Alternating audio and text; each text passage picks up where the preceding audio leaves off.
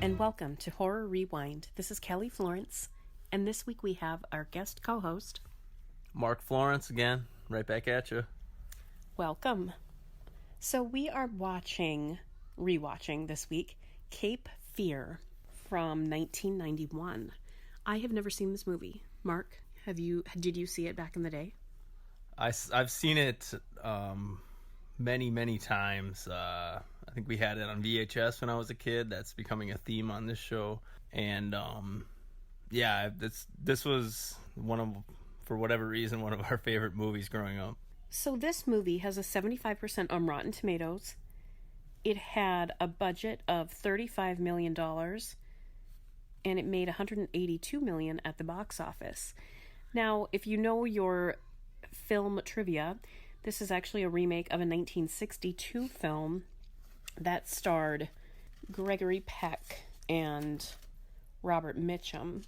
The interesting thing is both of those actors appear in this movie and have roles, so that's kind of cool. And also, for the original movie, and I could tell with the influence from the older movie, it was originally storyboarded by Alfred Hitchcock, but directed by J. Lee Thompson, whose most notable other movie is The Guns of Navarone.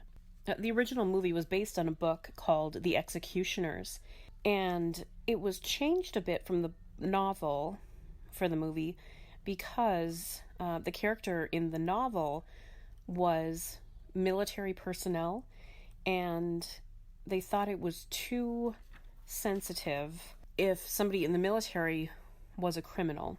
They also banned the word rape, so they couldn't even say the word rape in the original movie, and they just had to allude to it, and so it was a bit different.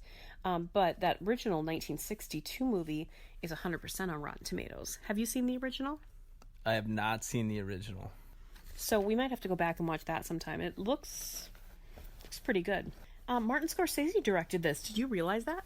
I actually didn't. I was kind of surprised when I saw that in the opening credits. But he did a very good job. I noticed that they definitely had this Hitchcock-esque feeling to this movie, and it seemed like it, sort of was a modern-day Hitchcock.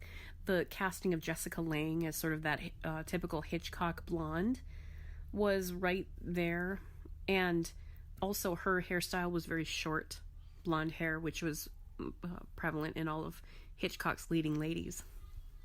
Yeah, I didn't pick up on that, but I did notice they used a lot of strange colors, like weird camera effects, like going into negative a lot, and to give different effects. I don't know if Hitchcock did that or not, but yeah, it definitely had those. So this title sequence was very unsettling. And speaking of those effects, they did a really good job, and it felt very Hitchcock.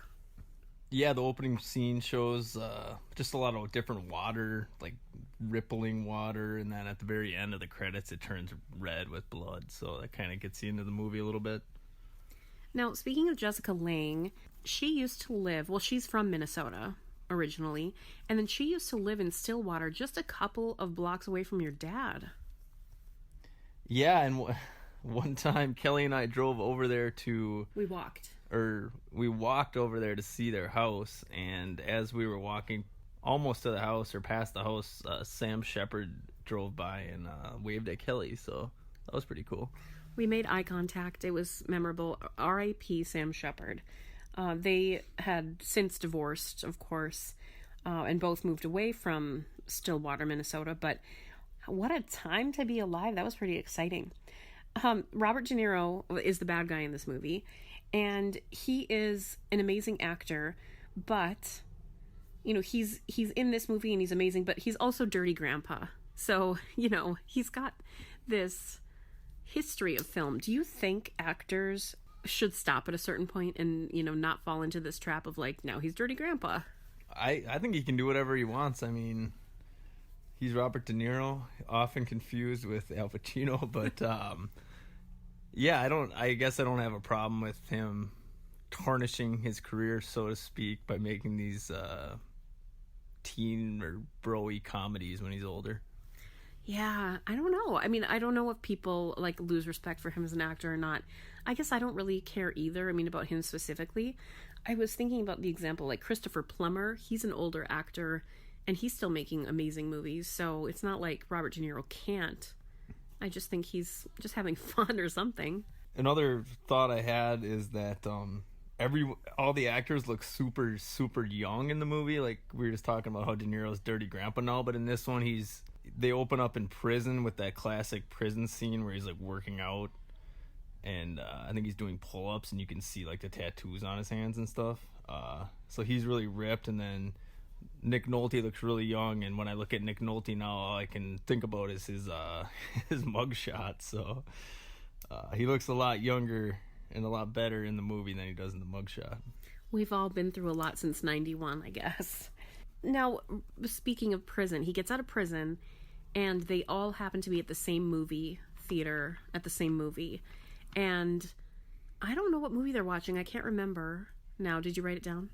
Yeah, it was Problem Child, actually. Oh, yes. A classic movie. And so I wanted to ask you, if you got out of prison, what would be the first movie you'd want to see in the theater? I have no idea. Probably Cape Fear if I... You know, it reminds me, I was just thinking of this the other day. Do you remember when O.J. Simpson got out of prison, the first thing he did? In Vegas? When he was get out? No, when he got acquitted for the murder. Do you remember what he did? I do not know, no. He went to see that David Caruso movie about, like, a man who murdered his wife. It was called, like, Jade Dragon or something. Yeah, I remember that. I don't remember the name, but I remember the movie, and it was pretty good. I mean, it's a good movie. Now, this movie, Cape Fear, it had a Best Actor nomination for Robert De Niro, and also Juliette Lewis got nominated for Best Supporting Actress. She really blew me away in this movie. Yeah, she played the daughter, and I don't know, she must have only been about 16 years old. I think she was supposed to be 15 in the movie, but yeah, she did a really good job of being this kind of naive daughter who wanted to kind of rebel against her parents. So that made for an interesting interactions later in the movie between her and Matt. I think his name's Max Cady, who is the De Niro guy. Now, I read that Robert De Niro worked out super hard for this role. He actually took his body fat down to 4%. Is that very little, I assume? Yeah, that's extremely low. It's way lower than mine. And he also paid to get his teeth ground down so they would look a little creepier. Yeah, he had a great look. He had greasy, slick back hair. He was all tatted up. Yeah, he's a very intimidating guy. Now think about this world that was set up for Cape Fear and how Martin Scorsese directed it and these nods to Hitchcock. Now, guess who was originally supposed to direct this movie? I have no idea. Somebody who I would never guess, Steven Spielberg. No way. I would never have guessed that. It would have been a lot different if he had directed it, I think. That's what I think. So apparently, Steven Spielberg traded Schindler's List. He got Schindler's List for this movie. He gave up Cape Fear to get Schindler's List. And, you know, we all know the history of that, so it worked out. But this would totally be a different movie if Steven Spielberg directed, I think. So, Kelly, what did you think of Schindler's List? I've never seen it. So that's the thing. Life is short, and I know the Holocaust existed, and I've seen a lot of terrible and wonderful Holocaust movies. But I have not seen that one. I haven't been able to bring myself to it. I'm assuming it's depressing. Yeah, it's depressing, and I haven't seen it since I was a lot younger, but it's a very, very good movie. So you can shame me, world. I'm sorry. De Niro is out of prison, well, you know, his character, and he is going to get revenge on his former attorney, Nick Nolte, because he doesn't feel like he did enough for him to get him out of this rape charge. And actually he lessened the charge and it was just lessened to assault. But ultimately it's, you know, bad news all around. And it's so timely for what's happening in the world right now. Yeah. I mean, there's a common theme throughout this movie. I think it's the law versus what's morally right. Nick Nolte Nick Nolte's name's Sam. He knew Max Cady was guilty of raping like a 15-year-old girl. Yeah, or raping somebody, but she had a promiscuous past, and that he knew about, that he purposely didn't let anyone know about. So De Niro felt like he could have gotten off the charge based on that, but his attorney Nick Nolte didn't bring that to light. This whole movie, it seems like the main takeaway for me too was like the system potentially fails so many people for so many different reasons. Like the original victim shaming and not being used to reduce a sentence because she was promiscuous, which doesn't matter if you're promiscuous. Rape is rape. The lawyer, or is she a paralegal, not being willing to testify of her own assault because she knows how it goes and how her reputation would be changed. Yeah, Sam is having a kind of, they never show him sleeping together, but I think he's having an affair with this lady he works with. And I don't know her name, but she's always the other woman in every movie from the 90s. You'll know her when you see her, but she kind of gets mad because Nick Nolte stands her up, so she ends up in a bar with Max Cady, and he knows who she is. Yeah, she's drinking, they end up going back to some hotel room, and there's a pretty gruesome scene where they're kind of joking around, and all of a sudden De Niro gets all violent, and he ends up biting her cheek and like spitting it out, so that's kind of disturbing. Oh, that scene was so disturbing, and it was really gruesome and real, and she's just kind of laughing and like, oh, it's just a game, we're just playing, and it's not really that bad. And he keeps joking about how he killed his wife, based on another conversation that they had, and I felt real terror. And speaking of that, the real threat of either Juliette Lewis's character or Jessica Lange's character being raped later, like that felt so real and icky, and it was really unsettling. And I see why my parents didn't, have me watch this, when I was in 7th or 8th grade or whatever, when they rented it, because it was just very adult. Cady's a really good manipulator. He's like a master at pushing everybody's buttons, so he knows how to get in good with the lady Nolte's having an affair with. Nolte tries to hire all these private investigators to track him, and Max Cady's always one step ahead of everybody, so they play him off as being really dumb from the beginning when he went to prison, but apparently, or they even talk about when he went to prison, he read all these books, he got really smart on the law, and he's just a really sharp guy. He's really planning ahead and beating everybody to the next move. Yeah, he's so manipulative. He tricks Juliette Lewis into thinking that, first of all, that he's her teacher, and shares a joint with her, gains her trust, makes her think that he understands her, no one else does, and just he even has that conversation with Jessica Lange, and he kidnap and kill the dog? What happens to the dog? Yeah, during the beginning of the movie, he's talking to Sam in town, kind of threatening him and stuff, and Sam actually offers him money, like, how much money do you want? And you can tell that De Niro doesn't care about money at all. He just wants them to terrorize this, he calls him counselor. He just wants to terrorize him, but so as he's talking to him, he says, oh, I'm late for an appointment, and he just leaves. And then 10 minutes later, you found out that Sam's dog is dead, so I wonder who did that. Yeah, it's all set up. And the first time then that he's talking to Jessica Lange too, he brings her the collar, the dog collar, and she doesn't realize it's him yet. And he's just like, oh, wait, I bet he looked just like this, and it's because he knows, because he killed the dog. And then as soon as Juliette Lewis comes, he races away because he doesn't want to spoil the surprise and have her know what he looks like too soon, so that he can manipulate her. Oh, it's such an icky setup, and he's right there on their property. He's calling on the phone days before caller ID. Yeah, there's a cool scene in the beginning where I think Nolte and his wife are making love, so to speak, and and there's this huge fireworks display going on outside, which was like way over the top. It was like the grand finale of like New York City fireworks in wherever they were, North Carolina, for like 5 minutes. So it's nighttime, but the sky's just bright with these fireworks, and they look outside, and Max Cady's just like sitting on top of their fence, like just hanging out, like staring at them. So I thought that was a pretty cool visual scene there.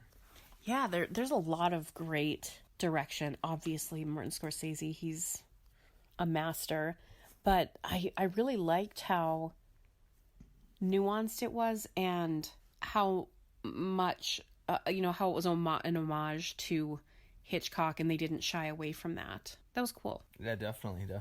There was a funny line by the private investigator. I think they had arrested Max Cady, and they brought him in, and he had his shirt off, and he had all these tattoos, and then the private investigator says, I don't know if I should look at him or read him, because he had all these quotes all over his body. So I thought that was kind of funny.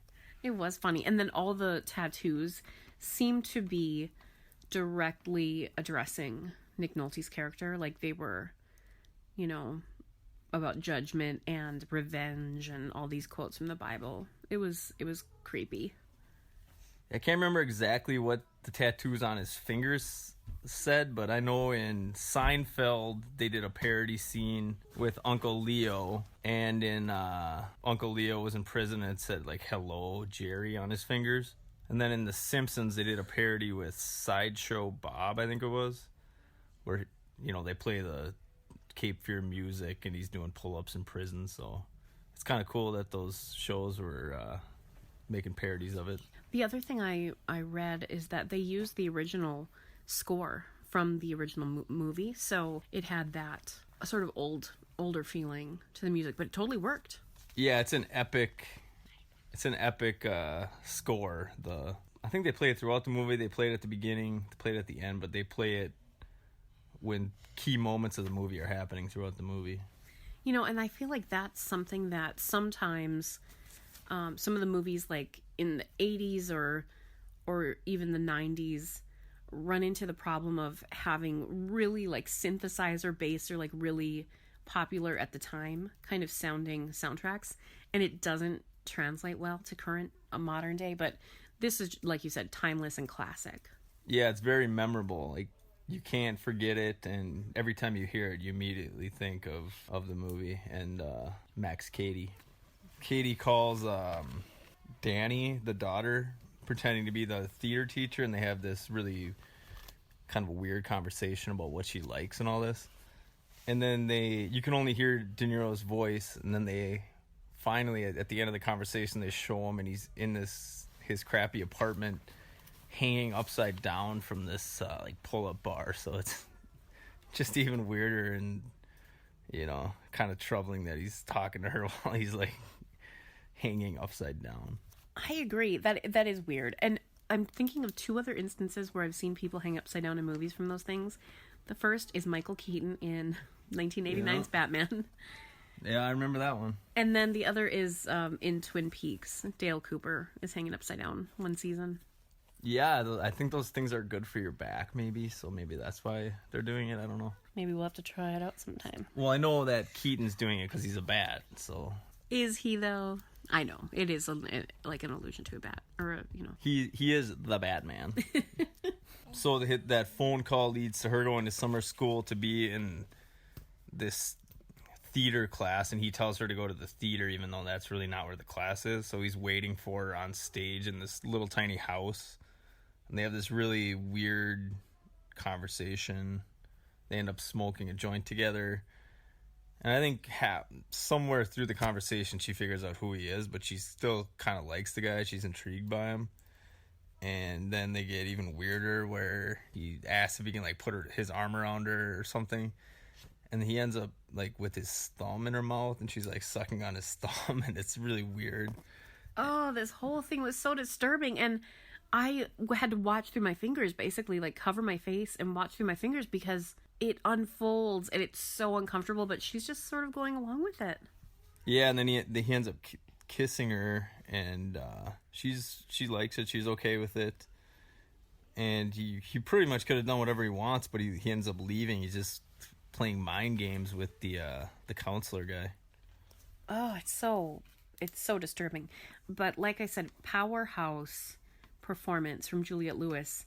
I didn't ever see this movie, so I didn't see her in this. I know some of her later roles were memorable and disturbing, like California. Do you remember that one with David Duchovny? No, but I remember her in From Dusk Till Dawn. She was good in that too, as the sister. Oh yeah. Another classic scene I remember. Sam keeps hiring these private eyes to track him, and nothing's really working. And then one of the guys suggests that he could teach Katie a lesson, like get a group of thugs to beat him up. So at first Nolte doesn't want to do it because he wants to stay within the law, but eventually all these different things happen and he decides to go with it. And it's a classic scene. These three thug guys surround him. They all have weapons, and they beat him up pretty good. And then Katie turns the tables, beats them all up. They all kind of laying there. They ran away or something. And then Nick Nolte kind of wanted to kind of monitor it, so he's hiding behind this dumpster. And he moves and he makes a noise or something. And then Katie looks over there. And then he does the classic line, come out, wherever you are. And it's a cool camera shot because you can see Nolte kind of like cowering behind the dumpster, and Katie's like just terrorizing the guy because he knows he's there, but he ends up just leaving. So so uncomfortable. You think, he's there and he's gonna get his revenge and he's gonna feel good about it, but it just totally turns on him. So I believe after that beating, Sam goes to get this lawyer because he wants to get a restraining order against Max Cady, but the lawyer has already been hired by Max Cady to get a restraining order against Sam. So yes, he's so manipulative, and he works it. He knows, and this is like one of those examples of the system and how it fails or doesn't work the way it's supposed to, or how you can work the system to your advantage.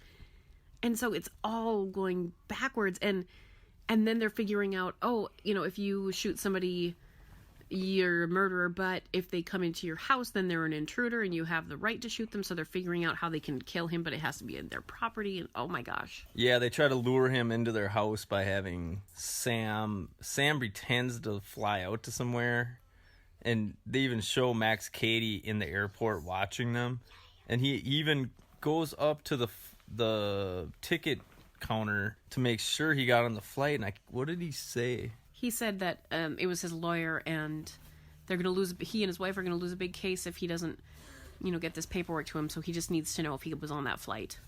Yeah, and he finally pulls at the heartstrings of the lady behind the ticket counter, and she says that he was on the flight. So I guess in that case, at least, Sam outsmarted Katie. But it still doesn't work out because here they are back in their house.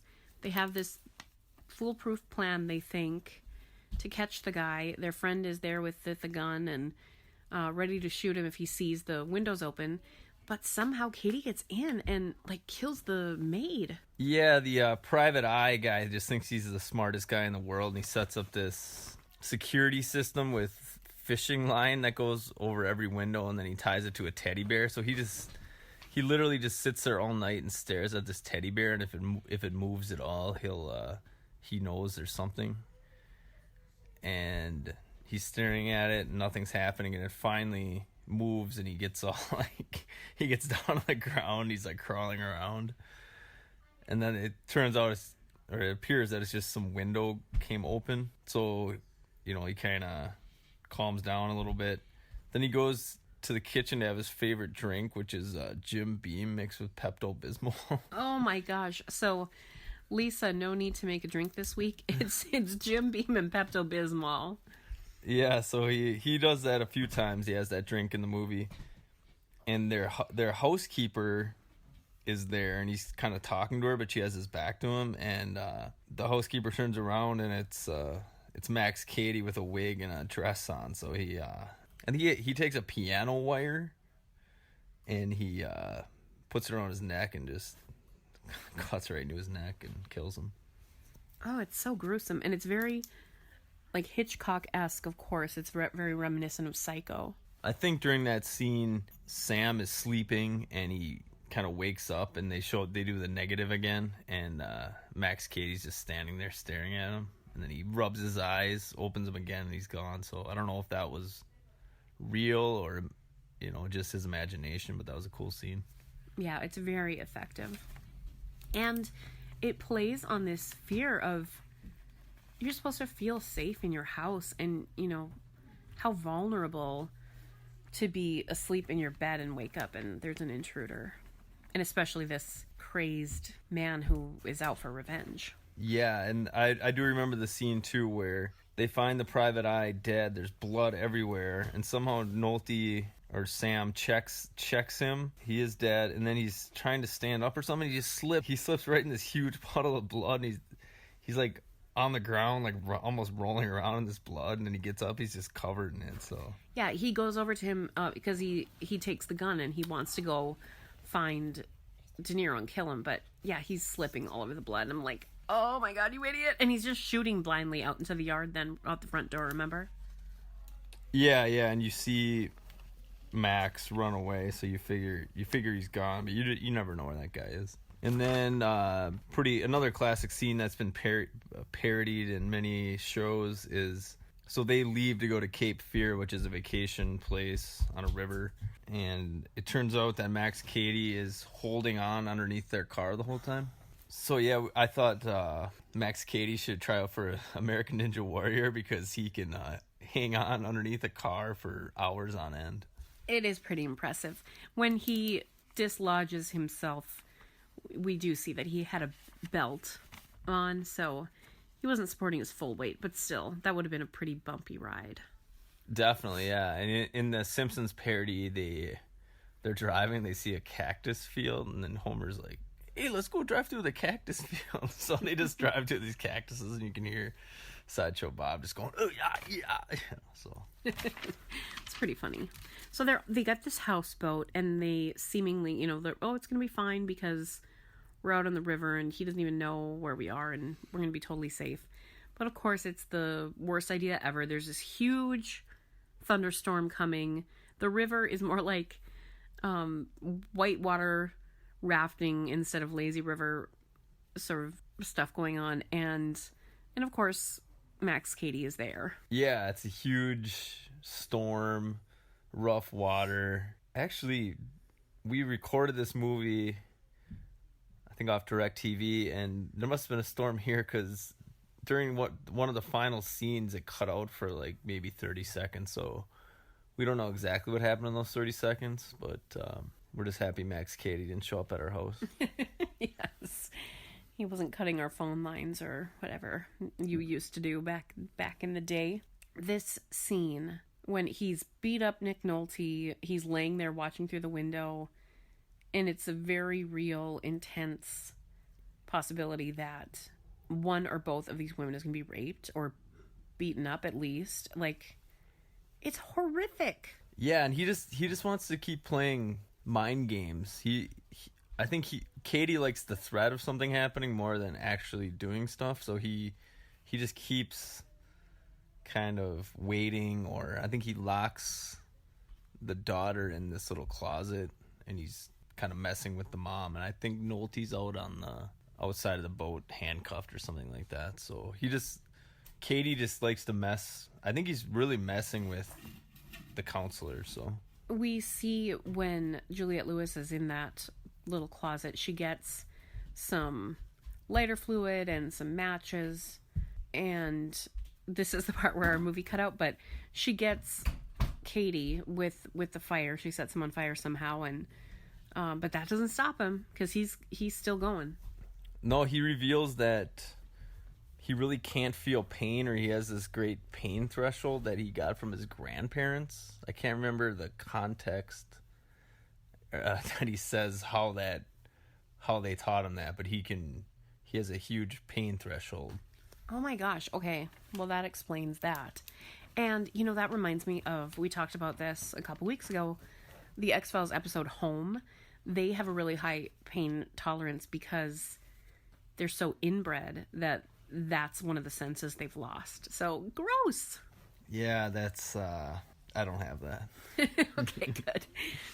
So it's like this final showdown, and it keeps going, and the boat is getting wrecked, and the storm is still happening, and he is just this monstrous shell of a man. Yeah, they did a really good job of Max Cady's makeup at the end, because his face was all burned and his like half of his hair was gone, but he's still acting normal, and he's acting even crazier. He's saying all these like Bible verses, and because I think he eventually gets handcuffed to the boat as the boat's going down, so he knows he's probably gonna die, but he's singing some weird song as he's going down. It's pretty creepy. Yeah, it's an epic end to him and this whole thing. I'm assuming this family had to go through a lot of therapy after this. Oh yeah, I don't see how they could feel safe anywhere after this ordeal. And there was a sort of a heavy-handed metaphor after Max Cady had died. Sam is on the shore. There's blood all over his hands, and he goes in the river and washes the blood off his hands. Are you ready to rank this movie?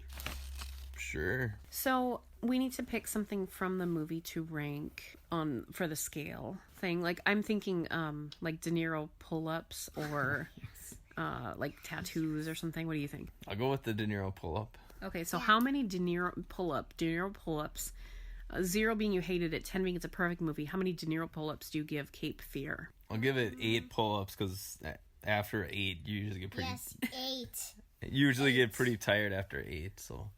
8. I also give it a solid 8. I think it was really good. It surprised me. It absolutely had some creepy moments, and I think it holds up pretty well. What do you think?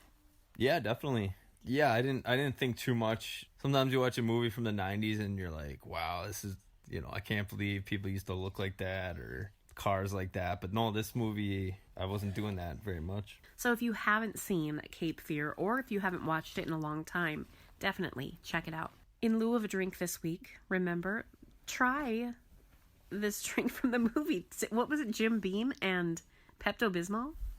Yeah, it's great after a night of drinking to soothe your stomach, or before a night of drinking, or during a night of drinking. It's a perfect drink for any occasion. Apparently. Okay, so it's time for our fast forward segment. And this week we're going to talk about a movie that came out in 2017, but we watched it again on demand, DirecTV, and it's called Personal Shopper. It is starring Kristen Stewart, and it's considered a horror thriller, and you're not really sure if it's a murder mystery or a ghost story, and I'm not going to give anything away plot-wise, but it does have an 80% on Rotten Tomatoes, and the reviews are pretty good. Mark, what do you have to say about this movie? Yeah, we watched it a month or two ago. It had a weird feel, if I recall. Mm-hmm. I think it took place in Paris and London, pretty much. It's very kind of hard to... The audience, you don't really know what's going on. Some ghost, paranormal activity going on. Or is it? And it's like this... It's this nice balance of mystery, thriller, suspense, and a little bit of horror mixed in. Kristen Stewart is coming out as a really impressive actress, I think. I think she's great. She was very good in this one. She plays she's kind of depressed, pretty quiet, I think. So she plays that role pretty well. Yeah. And what an interesting premise, too. She's as the title suggests, she's a personal shopper for some super rich, quasi-famous person, and so she has to go pick out things for this person and deliver clothes and accessories and everything, and it sounds like that could be boring, but it's pretty interesting, and of course that's not the focus of the movie. It's all this other stuff happening. Yeah, and I think I don't want to give anything away from the movie, but there's somebody texting her, and you don't know if it's a actual person or if it's a being or if it's just all in our mind. So Yeah, there's lots of possibilities. And I was reading about the movie afterwards too, and there are various interpretations. So that's always fun. So you could watch this one and kind of come up with your own ideas. So that's our recommendations for this week. We hope that you're having a great summer. And until next time, we'll see you in the horror section. bye.